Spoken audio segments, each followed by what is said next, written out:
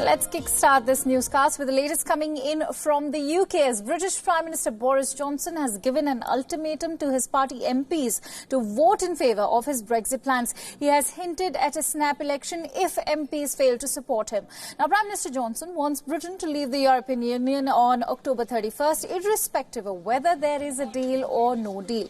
In a televised speech outside 10 Downing Street, Boris Johnson may have claimed that he did not want an election, but he also threatened that under no circumstances will he allow a delay in Brexit. If his hands were tied, he would be forced to call for an election.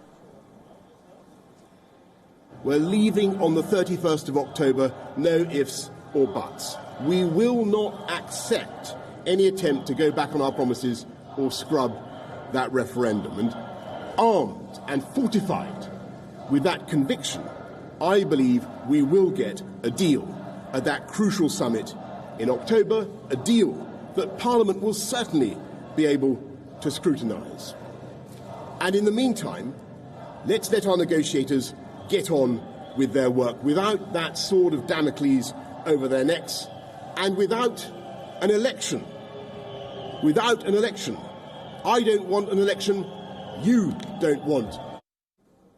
His threats came after Conservative Party rebels joined forces with members of the Labour Party. The rebel MPs are set to introduce a bill in the Parliament on Tuesday to stop a no-deal Brexit and delay Brexit by at least 3 months. A senior government official has said that a motion to hold elections on October 14th would be put forward if MPs pass a legislation to block a no-deal. Now, the UK Prime Minister threatened to purge the lawmakers that vote against the government on Brexit.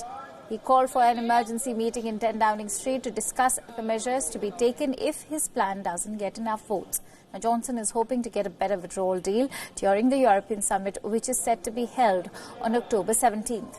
Labour Party leader Jeremy Corbyn said he will continue to challenge the government on a no deal. Earlier, Corbyn also said that he wanted a general election so that his party could stop Brexit from happening without a deal. The country deserves a better deal. Boris Johnson was essentially threatening people with a no-deal Brexit if he doesn't get his way in Parliament. Our purpose is to challenge this government on a no-deal Brexit. Our purpose is to try to protect jobs and living standards, try to ensure that this country doesn't run headlong into the arms of Donald Trump and a trade deal with the United States. Meanwhile, protesters gathered outside 10 Downing Street as the UK Prime Minister met his ministers. They carried placards which read, "Stop Brexit" and "Johnson out."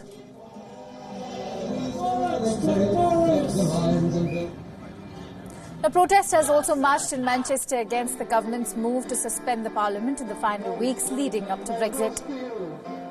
Cuts in the tax credits and the welfare. Many people have become detached from this stereotype. Our London Bureau Chief Mandy Clark gets us more on this news story. The shutdown of both entitled.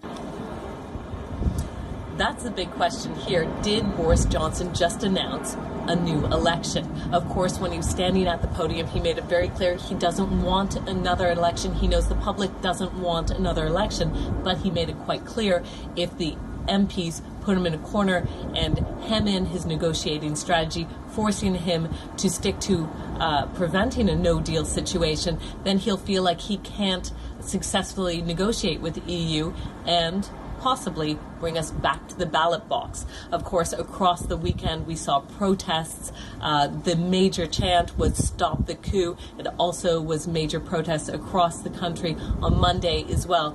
They are protesters who sympathize with the Remain side. They make it clear that they feel that democracy is being subverted by Boris Johnson proroguing Parliament and preventing the MPs being able to debate the Brexit deal if it comes across.